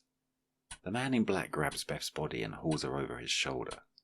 Before taking a step inside the basement, he looks over at Ben, who's still struggling on the floor. Man in black. Don't worry, I'll be back for you. Internal Westlake House, basement, night. The man in black carefully walks down the steps. Internal Westlake House, hallway, night. Ben, lying in a puddle of Zach's blood, rolls over onto his side. His nose flares for air. He turns to the living room and can see Jack staring right at him. The two exchange quick glances. Jack's expression reads, "You're our only hope." Ben looks at the open basement door. He maneuvers himself to sit up. Ben shuffles to the staircase wall. He uses the grandfather clock as leverage, manages to stand, but he's still incapacitated by the tape around his knee. He pauses for a moment, gathering what breath he can through his nostrils. He rubs his tied hands against the wall, trying to scratch the tape, but to no avail. Ben looks to the front door. A possible chance of escape. Then he notices the chain lock. It would be impossible to unlock it with his hands tied in this way. Sweat drips from Ben's blood-covered face. The tick-tock of the grandfather clock seems to intensify. He looks at the basement door. He hops towards it, one slow hop at a time, making sure to keep his balance. Ben's drained by the time he makes it to the basement door. He looks at the darkness inside the basement. Before hopping behind the door, he closes his eyes momentarily, praying this plan works. Ben backs into the door so that it closes with a loud bang. Internal Westlake House living room night. Jack strains trying to see what's going on in the hallway. Christy and Hannah look at each other, faces of fear. Internal Westlake House hallway night. Ben leans his back against the closed basement door, searching with what 3 fingers he has for the latch. Ben's fingers fumble blindly, desperately for the latch. Ben groans frustrated as his fingers trace the edges, but he's unable to get a firm grip of the device. The tick-tock of the grandfather clock increases his anxiety. His fingers brush the latch. Ben, eyes wide in panic, eagerly attempts to slot the lock back in, but the job is made a lot harder by the sweat and blood mixed on his fingers, making them slip. Footsteps from behind the basement door, slowly but loudly, getting ever closer. Ben's frustration grows as once more his fingers slip from the latch. Footsteps closer to the door, must only be a few footsteps away. Ben looks to the heavens in what must be his last opportunity to lock the door. He finds the latch and locks the door, just in time, as something thumps the basement door, making it tremble. Ben, relieved, hops in the living room as repetitive thumping sounds hammer away behind the basement door. Internal Westlake House living room night. Christy watches stunned as Ben hops his way inside. He collapses by her side. Christy. Ben, what's going on? What's happening out there? Ben, exhausted, directs his eyes towards her, then lowered to the taped gag around his mouth. Christy gets the message. I'll get this off you. Christy leans forward and bites at the edge of the tape around Ben's mouth. Christy grimaces as she gnaws around Zach's blood that surrounds Ben's face. The thumping sound on the basement door continues, becoming heavier and louder. Christy panics, her bites unintentionally drawing blood from Ben's face. Finally, Christy manages to grip a loose bit of tape with her teeth. She pulls hard. The tape loosens and she's able to pull the whole gag from Ben's mouth. Christy sobs with relief. Ben draws breath open-mouthed. He looks at Christy gratefully. Ben. I locked that guy in the basement. Hey, I don't know how long it's going to hold him. We got to get this off our hands. Roll over. Christy rolls as much as she can onto her side as Ben maneuvers himself to her bound hands. Ben attempts to bite at the tape, but it's too thick. After several failed attempts, Ben gives up. Ben, angry. Fuck! Christy. What now? We can't just give up. Ben, frustrated. We got to get our hands free. Any suggestions? Ben uses the settee to help get himself back on his feet. Christy. You got an idea? Ben. Yeah. Make as much fucking noise as possible. I'm going to try something. We don't have much time. Ben, running on adrenaline, hops towards the kitchen. Christy yells out loudly. Christy. Help! Help us! Internal Westlake House, kitchen, night. Ben hops into the kitchen. The light switch is on the wall at head height. Ben rubs his head against the light switch and the kitchen light springs on. Taking a breath, Ben looks down the hallway. The thumping noise has stopped from the basement. Ben hops over to the back door. He tries to open the door by pulling down the handle with his fingers, but he can't get any weight behind it. Ben. Shit! He looks around the kitchen, but there seems to be nothing of any use whatsoever. He looks to the electric cooker, stove. He hops towards it and leans against it for a moment. Ben leans his back against the cooker and using his fingers manages to turn on one of the rings of the cooker on. Christy, off screen. Ben, what are you doing? Ben. Something stupid. Keep screaming. The ring on the cooker heats up quickly, glowing fiercely. Ben shifts his body in proportion against the cooker. Ben gulps hard, closes his eyes in anticipation of pain. He lowers the tape on his hands onto the red-hot cooker ring. Ben, agony. Ah! A sizzling sound and spirals of smoke rise from the cooker ring as the heat burns the tired tape, palms of his hand also. Christie off-screen concerned. Ben? Ben jumps back from the cooker after a few moments and falls to the floor on his knees. Agonized tears of pain run from his eyes. Half of the tape bound on his hands has been burnt through, and it's smouldering. Weak enough to break, Ben breaks free after a couple of attempts, and his arms fall free by his side. He tears at the tape at his feet, desperately ripping it off. Ben stands up and rushes to the living room. Internal Westlake House living room night. Ben darts towards Christie. She stops screaming, euphoric, relieved he's free. Chop. The sound of wood being broken and splintered from the hallway. Ben. Oh shit. Ben quickly tears the tape from Christie's hands before attacking the tape bound around her feet. Chop, chop. More wood being broken. Christie, panicking. God, Ben, please, hurry. Ben tears at the tape on her feet as Christie claws the tape free from her knees. Jack and Hannah watch on, terrified eyes, muffled encouragement. Internal Westlake House hallway night. The light from the kitchen brightens the hallway. The basement door is being splintered and chopped from the inside. An axe blade is seen periodically as it chops through the door. Internal Westlake House living room night. Christie is free of her binds. She rushes to Jack. She removes his gag. She tries to unwrap his hands and legs. Ben is busy trying to remove the tape from Hannah. He too removes her gag first. Jack, gasping. Get out of here! Run! Chop, chop. Christie. I'm not leaving without both of you. Hannah lets out a scream. Everyone looks towards the doorway. The man in black stands in the doorway with an axe. Ben spots Christie's mobile phone underneath the television stand unit. Jack, still bound, looks at Christie. Jack. Run! The man in black lurches forward. He grabs Christie by her hair and forces her to kneel. He raises the axe in his other hand. Jack. No! Ben grabs the mobile phone and stands up, dialing 911. He faces the man in black, pointing the phone in his direction as if a weapon before replacing it back to his ear. Ben. It's over, you son of a bitch. Let her go! The man in black looks at Ben, fire in his eyes. Ben. I've just called the police. They're going to be here any moment, so your best bet is to leave her alone and get the fuck out of here.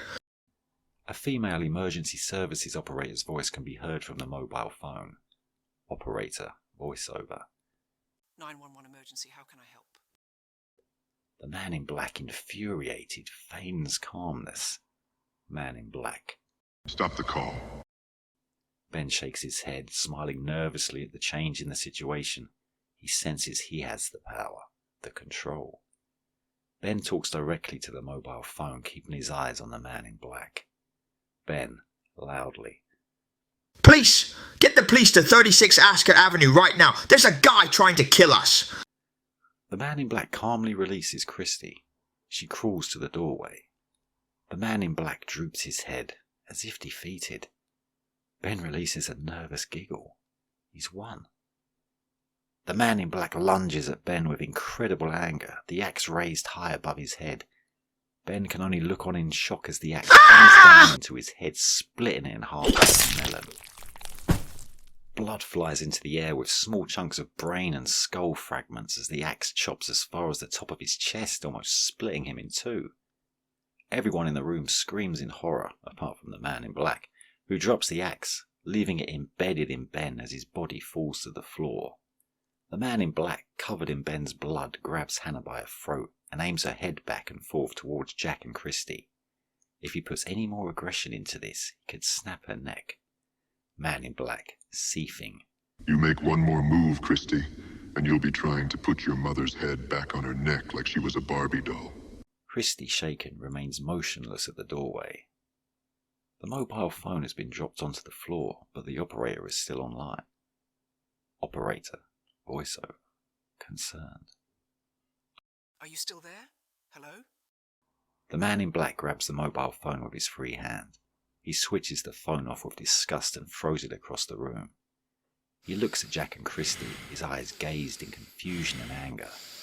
Moves fast, looks wild, pumped up from his attack on Ben. Man in black, hissing. That makes things more complicated for me, Christy. Jack tries to take the man in black's gaze from Christy. Look, there's money if you want money, as much as you want. Just please don't hurt my family. Man in black, furious. I don't want your worthless money.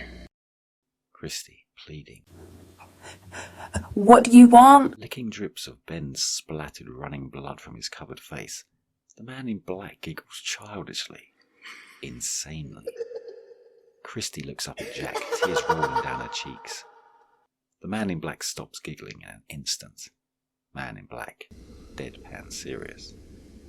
I want your blood all over my body.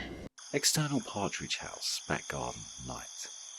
Olsen waits at the top of the garden, nervously smoking a cigarette. Risco appears from the back door. A series of police sirens can be heard in the background, approaching, becoming closer. Olsen. Christ, Don, I was getting worried. Risco joins Olsen at the top of the garden. He looks pale and shocked. Olsen. You okay? Risco, solemnly. No. Olsen puffs his cigarette, looking around into the distant, dark back street. Olsen. We've got to find this bastard! Risco squeezes the top of his head as if trying to get rid of the visions of what he's just seen inside the house. Risco. 4 bodies downstairs, a girl upstairs. He might be doing this to another family right now. Olsen's radio begins to crackle into life. HQ attendant, voiceover. All units in close proximity to Ascot's Avenue, please respond. Risco takes a look further into the back streets. Darkness. Risco. That's a small walk from here. Olsen answers the radio. Olsen. This is Officer Owlson with Detective Risco at the Partridge House in Boundings Road. What's the situation at Ascot's? Risco, looking pretty dejected and downbeat, stares down at the ground as he runs his hand through his head. He stops and his eyes widen. HQ attendant, voiceover. We've got a distress call from 36 Ascot Avenue. You are advised to proceed with caution. Risco looks at Olsen. Risco. Stay here. Risco runs down the path. Olsen. What the hell are you doing? Risco. You're the first officer on the scene. You need to tell backup what's happened. Olsen looks at Risco. He looks as if he has found a new sense of belief for some reason. Confused, not for the first time tonight. Olsen just goes with it. He acknowledges the call in from the radio. Olsen. Detective Risco is heading over to Ascot's 10-4. He places the radio back in his belt before placing his hands on his hips. What is going on? Risco points down at the ground. Although difficult to make it out at first, there is faint bloody footprints. In fact, there are several leading through the back streets. Risco. I'm going to follow this trail as far as it goes, and I'm willing to bet I end up at Ascot's Avenue. Olsen. What? This is ridiculous. This is like something out of a Scooby-Doo cartoon. Risco. This is real life. It's happening. Olsen. Just call control and let them know. We can get some squad cars over there before you. Risco. No, just don't do that. Olsen. You want to let me know why? Risco strokes his chin. Maybe this whole thing is catching up with him. Maybe he knows something else. Maybe he's just odd. Risco. I have a feeling. If this guy feels rushed, he's going to do something crazy. Olsen, sarcastic and confused. Well, that's reassuring. You're telling me this psycho has killed 10 or so people in one night, but God forbid if we rush him. That might make him do something crazy. Risco. I'm asking you to trust me, please. Risco rushes down the back streets, following what he can of the footprints. Olsen sways his head and lights another cigarette. Internal Westlake House, hallway, dark. The man in black leads Christy by the back of her neck to the basement door. The door is smashed and splintered with pieces of wood scattered on the floor. He directs her to the basement door and forces her to enter. Man in black. Gentle, serious concern. Careful, you don't want splinters. Internal Westlake House, living room, night. Hannah squirms, remains tired. Jack tries harder than ever to free himself, but to no avail. He shouts out to the man in black, Jack. Leave her alone, you piece of shit. Take me, you son of a bitch. Take me. Hannah screams out repeatedly. She's crying and frustrated, in fear for her daughter. Hannah. Somebody help us, help us. Internal Westlake house, basement, staircase, night. Christy takes slow steps downwards. The man in black directs her from behind with a tight grip on the back of her neck. The staircase creaks loudly with each step. Christy seems resigned to her fate. She has stopped sobbing and her face is miserable and sullen. Internal basement, main room, night. Christy is forced to stop as the man in black switches on a lantern that sits on a shelf. The light is faint, but it illuminates the room well enough. There are shelves along the wall with various items from paint cans to plugs. The walls look old, stone, cold, with cobwebs surrounding them. Hanging from nails in the walls are various gardening tools. Christy looks around the room, frightened of what she might see. She notices a wall at the far end of the room that looks different somehow. The light flickers, making it difficult to make out anything with detail. The man in black forces Christy to walk to the wall. As she's led over, she looks down, finding herself walking through a liquid of sorts. The light flickers again, revealing that it is blood she is walking through. Christy grimaces. The man in black forces Christy up against the wall. He smacks her around the face, cutting her nose. He presses his face close to hers, practically eye to eye. Christy closes her eyes tightly. He moves in, as if to kiss her. Christy spits angrily in his face. He moves back, as if emotionally hurt. Christy. Fuck you. Man in black turns away. He stands in the darkness, hangs his head low. Christy senses her chance. Maybe this freak has a crush on me. Christy. Just talk to me, okay? We can... Man in black snaps back to her face, an evil grin. Those horrific gleaming eyes. Is he even human? Man in black. This is where the fun starts, Christy. Christy. Why are you doing this to me? The man in black steps away from her. He smacks her face, sending her crumpling to the blood-ridden floor. Man in black, rambling. You betrayed me, Christy. You all betrayed me. He savagely kicks Christy in her stomach, leaving her breathless on the ground. Man in black. But don't worry, Christy. The show's not over for you yet. Another brutal kick to her stomach. Man in black. You brought me here, Christy. You wanted this to happen. Now I will give you what you want. I will entertain you, Christy. He walks slowly towards the staircase, muttering obscenities. He stops at the staircase, turns back and looks at Christy. Man in black. I love you. External back streets, night. Streetlights illuminate an orange glow. The alley is deserted, the wind picking up hastily. Briscoe gazes down at the row of back gardens as he stops at the Mandel house. He walks towards the open back door. Internal Mandel house, kitchen, night. Briscoe enters the room. He immediately spots the body of an elderly woman lying flat on the floor. Her head is twisted in an unnatural way, her eyes open but gazing into nothingness. A noise of bubbling can be heard. Steam hisses from the cooker, oven, stove, as a saucepan boils on one of the cooker rings. Briscoe turns the dial down. He keeps an eye on the living room for a television he can be seen playing. He draws his gun, walks slowly to the doorway. He can see the face of George Mandel, his head abnormally bent back over the sofa. Briscoe looks unsurprised. He's used to this now. Briscoe, to himself. Son of a bitch! I should have killed you years ago. Internal Westlake house, living room, night. The man in black walks into the room from the hallway. He grips a blood-covered butcher knife. He stares into space, distant. He looks at Jack and Hannah. Both look up at him in anger and desperation. Jack. What have you done with my daughter? Hannah. If you have hurt her... The man in black remains in the doorway, knife by his side.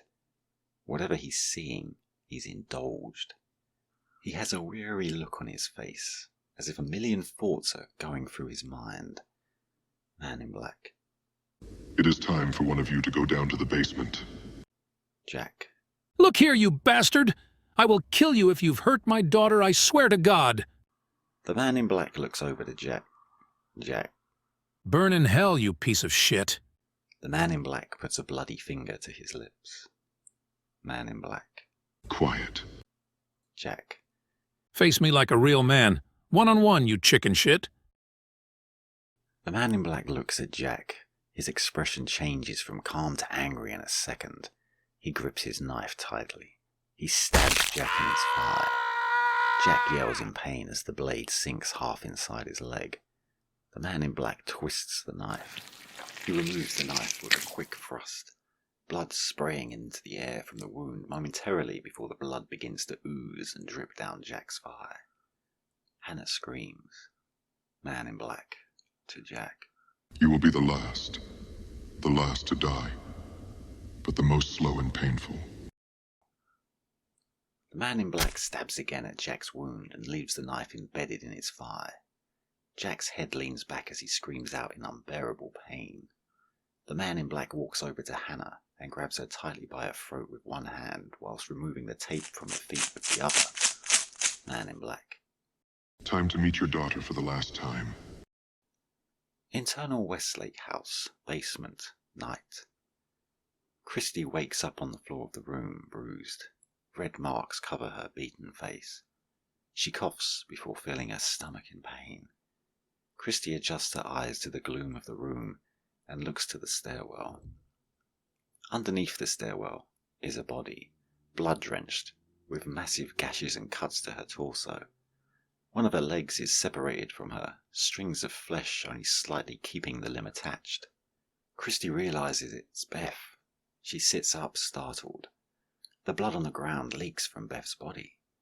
A creaking sound from the stairwell, followed by descending footsteps.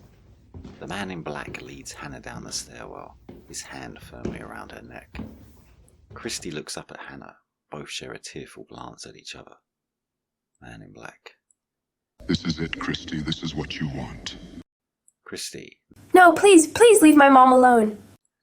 Christy tries to get up from the floor to grab at the man in black, but she's too weak from a beating. Her legs fail, and she slumps back down to the floor. Hannah sobs. Hannah. Let her go, please. I'll do anything you want. Just let her go. The man in black strokes Hannah's hair with his knife gently, all the time looking down at Christy. Man in black. Hush. He slowly brings his knife to Hannah's neck and gently traces the blood-covered edge along her throat. Christy. Please, not my mom. Please. The man in black slowly slices Hannah's throat. Blood flows like water down her chest onto the floor. He drops Hannah's dead body to the ground, staring at Christy. Christy bursts into a near hysterical fit, grabbing her dead mother on the ground. The man in black looks down at the scene for a moment, savouring the moment as if some kind of sick victory. Christy, spitting anger. I'm gonna fucking kill you! The man in black smirks, turns his back calmly and walks to the staircase. He pauses at the bottom of the stairs, looking back at Christy holding on to her mother, crying endlessly. Man in black. It's for you, Christy. All for you. Internal Westlake house, hallway, night. The man in black emerges from the basement. The front door. Concerned voices from outside. Hey, what's going on in there? Everyone all right? Jack yells for help in the living room. Help! The knocking on the front door continues. The man in black looks confused, agitated. He walks towards the front door. The man in black looks at Zach's body lying on the staircase. He calmly opens the front door as far as the chain lock will allow. Man in black. What do you want? There were 3 concerned people on the doorstep. An elderly man, an elderly woman, and the other is a guy in his 30s. elderly man. Who are you? Where's Jack?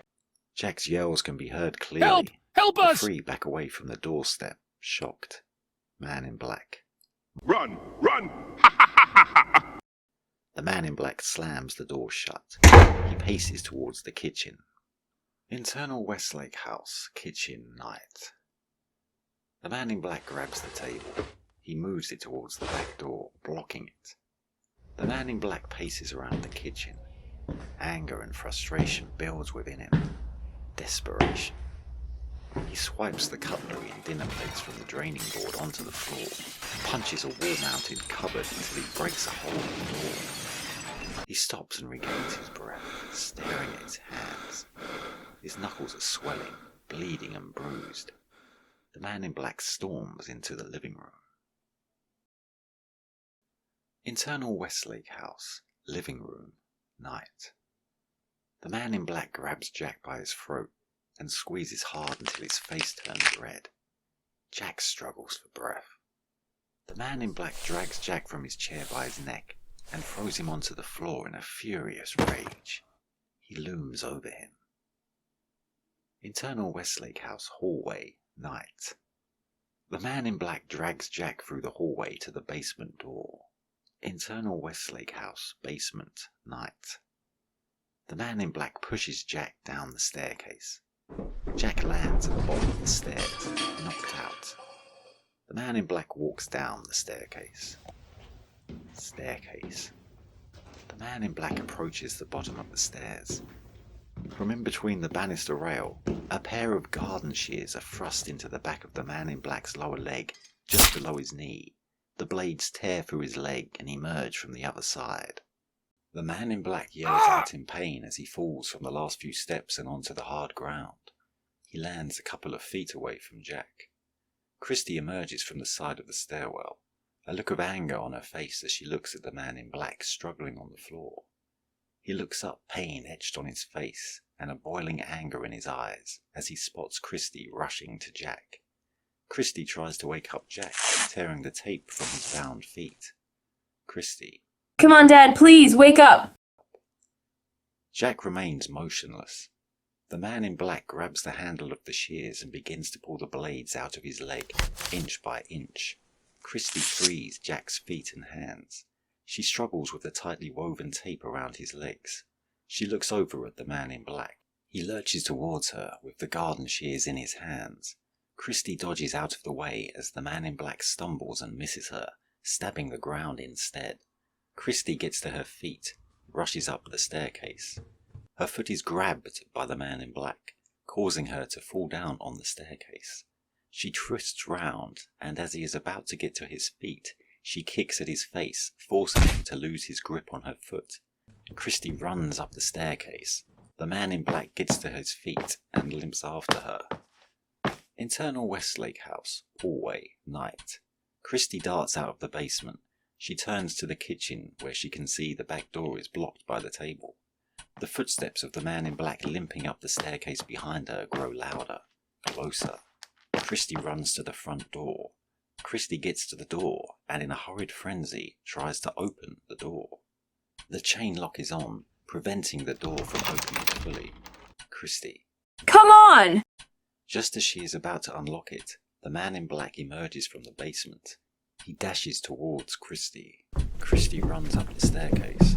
She trips over Zach's body. The man in black gains on her. Christy gets to her feet. She runs up the stairs. The man in black pauses in pain, grabbing hold of his heavily bleeding leg. Man in black, livid. There's no escape, Christy. It's fate. We're destined to be together. He limps up the staircase. Internal Westlake House, upstairs hallway, night. Christy runs from the top of the staircase and into a room, slamming the door shut, locking it. Internal Westlake House, parents' bedroom, night. Christy dashes past a double bed, a large closet, and heads to a window which overlooks the street. She pulls back the curtains and opens the window. Several people have gathered by the driveway, waiting for someone to arrive as their attention is on the road. Christy screams out from the window. Christy. Please help me! The group gathered below look up, shocked. 3 of the group below are the same trio that knocked on the door earlier. Elderly woman. Oh my goodness, Christy. Christy. Help me! He's gonna kill me! Elderly man. The police are on their way! Limping footsteps from the hallway. Christy ducks down and dives under the bed. External Westlake house, back garden, night. Risco rushes down the garden path to the back door. He tries to open the back door, but to no avail. Police sirens approaching wail in the background. Risco tries to force the door open, but it only opens a few inches. He can see through a small gap, but there's a table blocking the door. Risco pulls his gun from its holster and points it at the living room window. He fires a shot. The window smashes into it.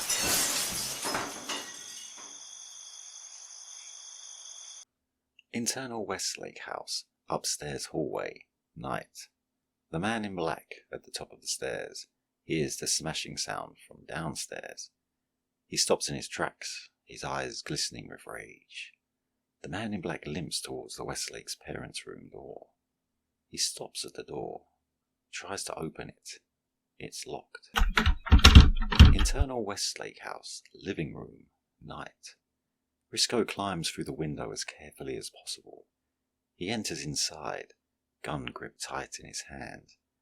The first thing he spots is the body of Ben, the axe embedded in him, and the mass of blood surrounding the floor. Risco looks through the doorway leading to the kitchen. He can see the table lodged against the back door, the carnage of broken cutlery on the floor. Risco cautiously ventures further into the room. He notices wraps of duct tape scattered around, a mobile phone on the floor, its case broken. Risco walks back to the doorway leading to the kitchen. Internal Westlake house, kitchen, night. Risco notices more wraps of the duct tape on the floor. He moves towards the hallway, gun aimed, ready to shoot. Internal Westlake house, hallway, night. Risco walks cautiously towards the smashed basement door. His attention is grabbed by the light from the living room illuminating the puddle of blood at the end of the hallway. He walks towards it.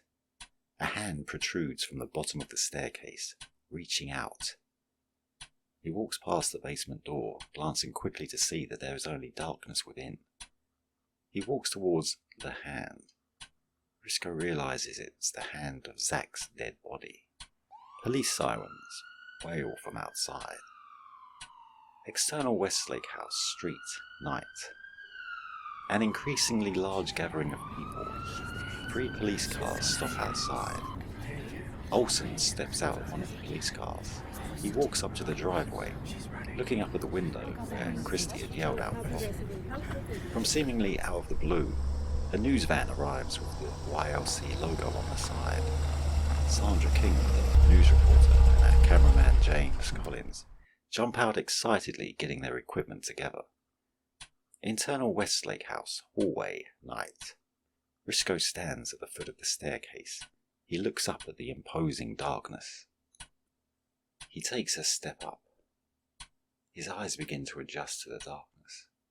He can make out a barrier that surrounds the top of the staircase. He takes each step with caution, trying not to make a sound. He peers through the stairway balustrade. An open door at the top of the staircase. The bathroom. To the left, another room with a door open. Further down the hallway, there's another door. This one's closed. Risco reaches the top of the staircase.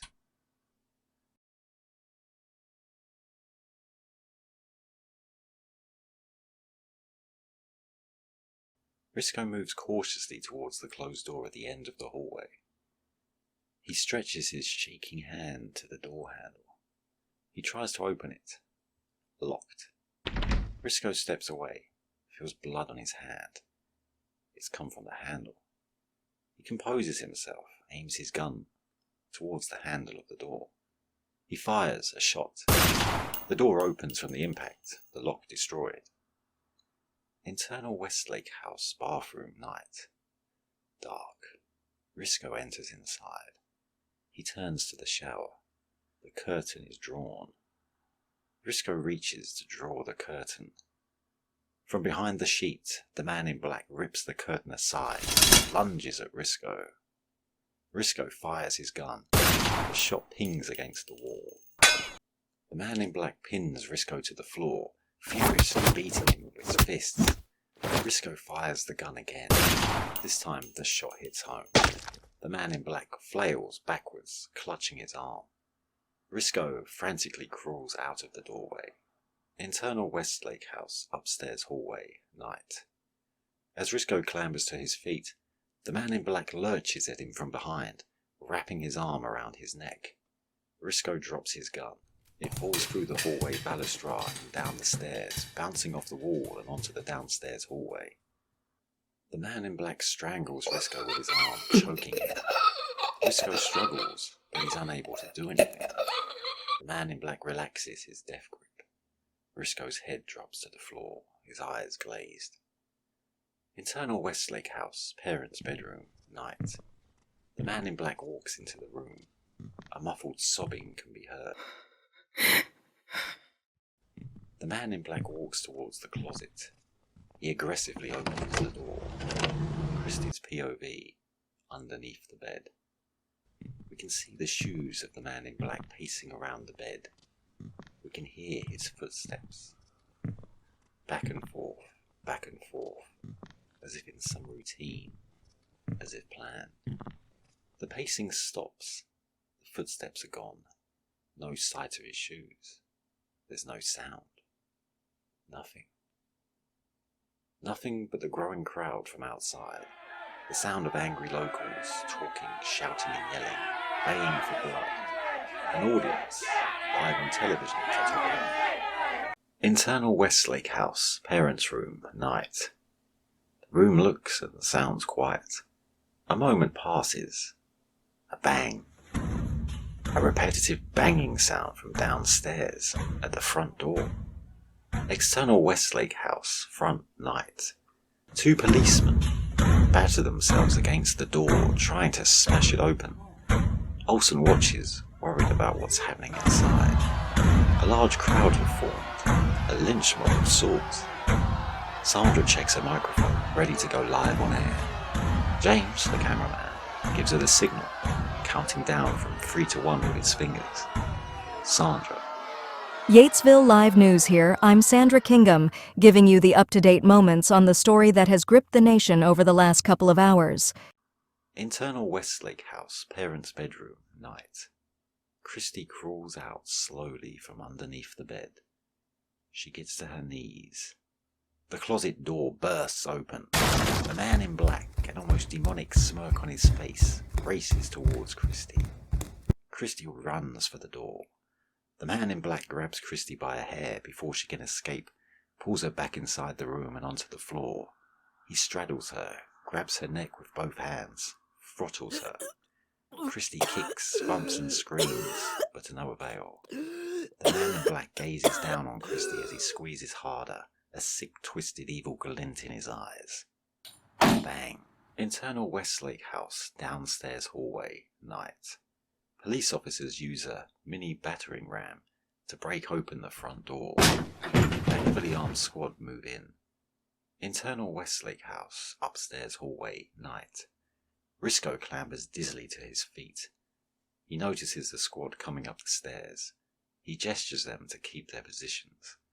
The squad stay where they are, weapons poised.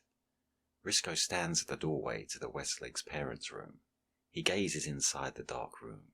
He can't see anything, but he can hear Christy's anguished squeals. Risco. It's over. Internal Westlake House, parents' bedroom, night. The man in black emerges, keeping his grip on Christy's neck. He holds her in a headlock, drags her in front of him to the doorway, as if some kind of bargaining chip. Internal Westlake House, upstairs hallway, night. Risco, unarmed, backs off. The man in black, with Christy in his arms, walks slowly from the room. He looks directly in Risco's eyes. He remembers him. Risco tries to take advantage of Man in Black's lapse. He moves towards him. The man in black tightens his grip on Christie's neck. Risco moves back. Man in black nods towards the squad on the staircase. Man in black. Get them out, or she dies. Risco. Listen, you're not getting out of here. You need to let her go. We can help you. Man in black shuffles back. Christie's terrified, but her tears have run out. Man in black. I told you. Get them out of here. The squad move down from the staircase slowly. It's just Risco, the man in black, and Christie. Man in black. So?